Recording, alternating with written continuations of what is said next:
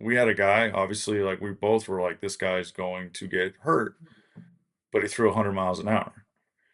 And well, guess what? He got hurt and now he's back and he's still throwing 100 miles an hour and he's performing. So, maybe He that's just the knows. way he, Who yeah, knows? just, yeah, maybe that's just the way it is.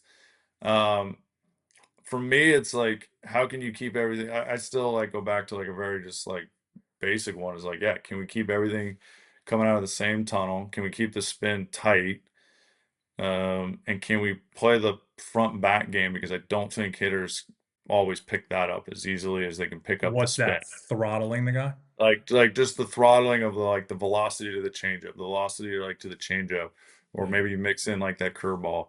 I think to your original point of velocity, everybody wants hard, hard, hard. So they want hard fastballs, hard cutters, hard sliders. And I do think not that they're bad, but like if you have the ability to throw that one curveball like a good 10 to 15 miles off of that, that's enough to check up a hitter to where they otherwise they can sit hard, fastball, and react to like a cutter slider sometimes. Or they can sit off the soft stuff and spoil the velocity. But you start throwing that front and back component to where they have to like now cover like real changes of velocity. I think that messes up because I think that's where you can start messing up with the timing. That's where I think you get a little bit more of the deception to where guys get screwed up. Because like it's just the timing of the aspect. I don't know sometimes if guys throwing just heater cutter or heater bullet sliders always mess up the hitter's timing. I think they're still on it, and if that barrel is in the zone, a guy who has Clip a it. Machado, uh, you know, probably one of the better examples. Like that barrel is just in the zone for what seems like an eternity. So whether he has to cheat to the velocity, maybe, but he still can hammer. If like you don't execute that slider, he's just gonna hammer it. So like I think deception is extremely hard to teach. I still think it, but I think guys kind of like have like a baseline of it, and then can you kind of tweak it. But I do think you can mess with like other like I think guys have found other ways to create that deception, whether it's like funky leg lifts or guys with a quick step or a quick delivery out of nowhere. I think all those things I think if you can do it and be able to execute at a decent level, I think all those things can create deception in different ways than just is your glove hiding the ball or are you hiding the ball behind your head, that kind of stuff. Yeah. The confluence of velo, command, movement, pitch selection, tunneling, all of it. Yeah, All I of mean it. I like mean, that's what you want. yeah, yeah. I mean, like I'll use Snell as an example.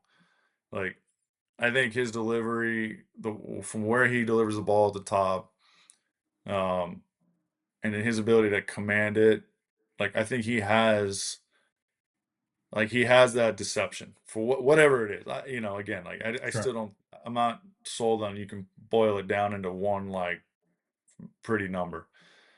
But then you get a guy who like all of a sudden is throwing like throttling changeups and then decides to throw you an 87 mile an hour changeup and then he throws an 80 mile an hour changeup and then he's throwing 97 on the inner rail onto a righty. That's like what Morahone does. Same as, Like, yeah.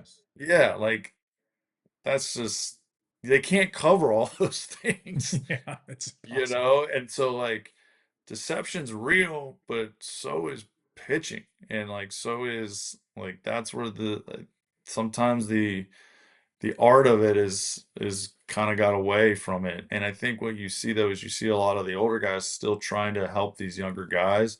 And you see the younger guys trying to help the older guys like, everybody's got their toolbox, right? Well, the other guys have all this experience of like, well, I've done this and I've tried that and like if you can do this and you can, show something here to get them out of way or whatever, like I think that helps the younger guys. And then conversely, I'm watching younger guys like, hey, why don't you try this plyo routine or watch this drill package?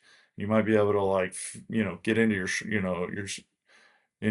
max external rotation a little bit better. Like, so it's weird to watch like how these conversations are intersecting. It's like the experience is getting passed one way and kind of the new wave of like teaching is going the other way. And so that's been kind of fun to watch and learn on the side as well.